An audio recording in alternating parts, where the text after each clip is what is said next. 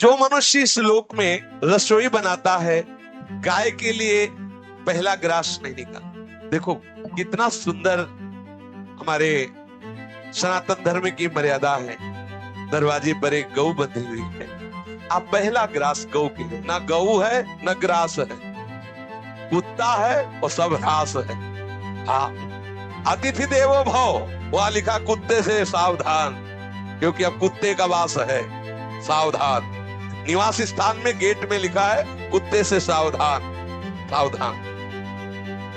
यहां वर्णन कर रहे हैं श्री शुकाचार्य कि इस लोक में जब आप भोजन बनाते हो तो एक रोटी गाय के लिए निकालो, कुछ टुकड़ा कौवे पक्षियों के लिए निकाल दीजिए।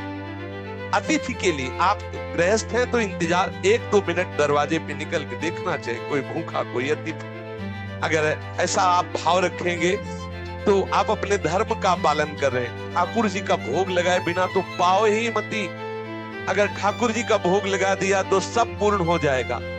जो यहाँ पंच महायज्ञ के भागियों को बिना भोजन दिए स्वयं भोजन पकाते हैं, खाते हैं, वो क्रमी भोजन नामक निकृष्ट नरक में गिरते हैं। गीता में भगवान ने कहा है जो मुझे बिना अर्पित किए हुए पाता है वो पाप खाता है। यही है पाप।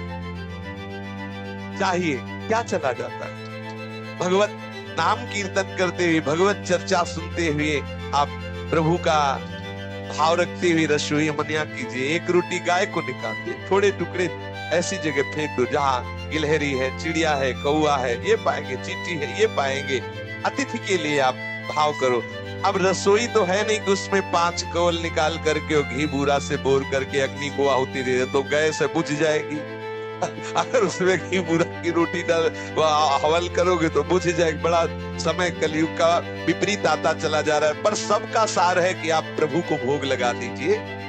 और कभी कोई भूखा कोई अतिथि ऐसा 1 मिनट के लिए कर्तव्य होता है, आप भोजन पाने के पहले दरवाजे पर देखें कोई ऐसा आसपास अतिथि तो नहीं। 1 लाख योजन का लंबा चौड़ा एक कीड़ों का कुंड है, उसमें उसको फेंक दिया जाता। खाओ कीड़े, फेंक दिया उस कुंड में। अब आप सुन, ऐसे करता है तो हजारों कीड़े उसके जाते हैं। जो बिना भोग लगाए, बिना किसी गाय आदि के लिए बिना अग्रासन आदि निकाले केवल भोजन अपने लिए पकाता है, वो पाप है, वो उस अपराध का भागी बनेगा।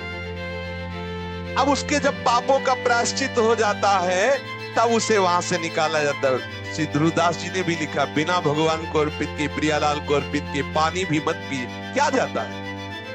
जल लिया राधा वल्लभ लाल, निर्दोष पी लीजिए। ये सृष्टि प्रभु की है,